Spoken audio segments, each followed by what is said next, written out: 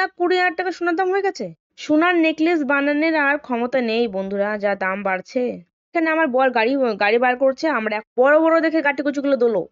High বন্ধুরা, আজ চলে যাচ্ছি একটা খুবই খুবই খুবই ইম্পর্টেন্ট একটা জিনিস আনতে, যেটা আমার অনেক দিনের স্বপ্ন, অনেক দিনের আশা ছিল। তো বেশি বক বক না করে চলো তোমাদেরকে আগে যেখানে যাচ্ছে সেই জিনিস সেই জায়গাটাই দেখিয়ে দিচ্ছি। বেশি দূর না আমাদের বাড়ি থেকে, খুবই সামনে আমাদের বাড়ির থেকে। তাই আমাদের বেশিক্ষণ লাগবে না, 5 মিনিটের মধ্যে আমরা পৌঁছে যাবো।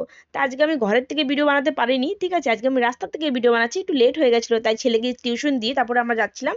সেই কারণে তো ফাইনালি আমরা চলে এসেছি যেই জায়গাটা আমরা যাওয়ার কথা ভেবেছিলাম, কল্যাণী জুয়েলার্স। ভাই কল্যাণী জুয়েলার্স, এখানে আমার থেকে একটা জিনিস নেবো, যে কি নেবো সেটা অবশ্যই তোমরা পুরো ভিডিও না দেখলে বুঝতে পারবে না, পুরো ভিডিওটা দেখবে তাহলে বুঝতে পারবে আমি কি নিলাম। আর এখানে না ভিডিও করতে আমার একটু লজ্জা লাগছিল, কারণ অনেক লোকজন ছিল, তো আমি পুরো স্ক্রিপ্ট নিতে পারিনি, আমার বরের যাওয়াটাই তোমার সাথে তুলেছে। আর দেখো এখানে আমি আমার বরকে বলছিলাম যে আমাকে কেমন লাগছে, আমার বর বলছে এখানে ভিডিও বানিও না, কে কি ভাববে। আমি বললাম কে কি ভাববে, আমার ভিডিও বানানোর কথা আমি বানাই। আমার বরকে বলছিলাম তুমি আসো, আমার বর বলছে না আমাকে একদমই তোমার ভিডিওর মধ্যে নেবে না, তোমার ভিডিও বানানোর কথা তুমি বানাও। আমার এখানে একটু লজ্জা লাগছিল, কেউ ভিডিও বানাচ্ছিল না, শুধু আমি ভিডিও বানাচ্ছিলাম। ইনফ্যাক্ট যারা স্টাফ যেগুলো থাকে না সেগুলো তো তাকিয়ে তাকিয়ে দেখছিল না, একটু লজ্জাও লাগছিল। বাট কি করবো ভাই, এটা তো কিছু না কিছু কাজ তো করতেই হবে। আর এখানে আমি হাসছিলাম কেন, আমার বরকে আমি বলছিলাম আমাকে একটা নেকলেস বানিয়ে দাও, আমার বর বলছে যা জিনিসের দাম বেড়েছে আর নেকলেস কোনোদিন চেয়েও না, এখন সিটি গোল্ডের জিনিস মানে বলবে সবাইকে সোনা পড়েছি এই কথা বলছিল, ঠিক আছে। আর দেখো এই জিনিসটা আমি নিয়েছি, কেমন হয়েছে কমেন্ট করে অবশ্যই জানাবে, তোমাকে এটা আমি ভালো করে ডিটেলসে দেখাবো। দেখো গলার নেকলেস গুলো দেখো ভাই, গলার নেকলেস গুলো দেখলে মনে হচ্ছে নিতে পারতাম, আহা কি কষ্ট লাগছিল দেখে। কাশ গরিব মানুষের পক্ষে আর সোনা দানা নেওয়া সম্ভব না, গরিব মানুষ যা অবস্থা, সোনার দাম বাড়ছে দিনের দিন। আর আমাদের সোনা জিনিস নেওয়া হয়ে গেছে।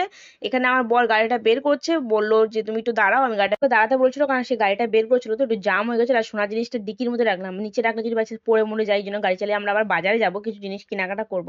তো বাজার থেকে কি কেনাকাটা করলাম সেটাও অবশ্যই তোমাদের সাথে শেয়ার করবো। আমরা একসাথে দুটো কাজ করতে এসেছিলাম, এক তো ঘরের জিনিসপত্র কেনাকাটা করতে এসেছিলাম, আর তার সাথে সোনা জিনিসটাও নিয়ে নিয়েছিলাম। আর সোনার জিনিসটা আমরা কিভাবে নিলাম, কত টাকা লাগলো না লাগলো সবটাই তোমাদেরকে বলবো নেক্সট কোনো ব্লগে, ঠিক আছে। এই ব্লগটা আমি অনেকটা বড় হয়ে যাবে বলে আমি এই ব্লগে বলতে পারছি না। আর এখানে দেখো আমার বর হাঁটছে, আমার বর জানে না আমার বরের পিছন দিয়ে আমি ক্যামেরা করছি।